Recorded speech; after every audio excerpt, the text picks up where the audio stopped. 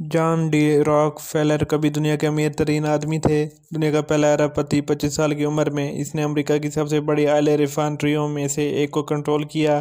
31 سال کی عمر میں وہ دنیا کا سب سے بڑا تیل صاف کرنے والا بن گیا تھا۔ 38 سال کی عمر میں اس نے امریکہ میں 90% تیل کو صاف کیا۔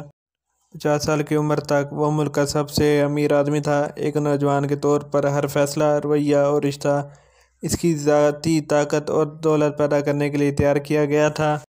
لیکن 53 سال کی عمر میں وہ بیمار ہو گئے۔ اس کا پورا جسم درد سے لرز گیا اور اس کے سارے بال جھڑ گئے۔ مکمل اذیت میں دنیا کا واحد ارب پتی اپنی مرضی کے مطابق کچھ بھی خرید سکتا تھا، لیکن وہ صرف سوپ اور کریکر ہضم کر سکتا تھا۔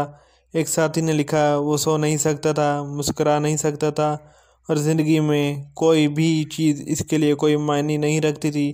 اس کے ذاتی انتہائی ماہر ڈاکٹروں نے پیشگوئی کی تھی کہ وہ 1 سال کے اندر مر جائے گا۔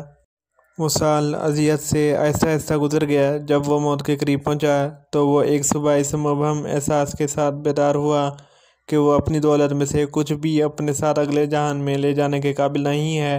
وہ آدمی جو کاروباری دنیا کو کنٹرول کر سکتا تھا، اچانک احساس ہوا کہ وہ اپنی زندگی کے کنٹرول میں نہیں ہے۔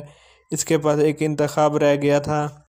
اس نے اپنے اٹارنی، اکاؤنٹنٹ اور مینیجرز کو بلایا اور اعلان کیا کہ وہ اپنے اثاثوں کو ہسپتالوں، تحقیق اور خیراتی کاموں میں منتقل کرنا چاہتے ہیں۔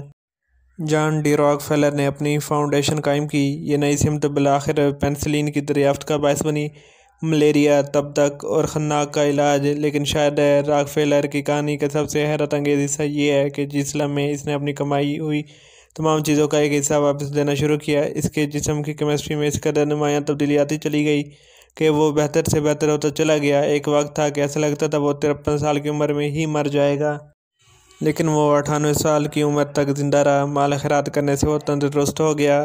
گویا یہ خیرات نام کی چیز بھی ایک طریقہ علاج ہے، اسے بھی آزما کر دیکھ لیجیے۔ اپنی موت سے پہلے اس نے اپنی ڈائری میں لکھا، سپریم انرجی نے مجھے سکھایا کہ سب کچھ اس کا ہے اور میں اس کی خواہشات کی تعمیل کرنے کے لیے صرف ایک چینل ہوں۔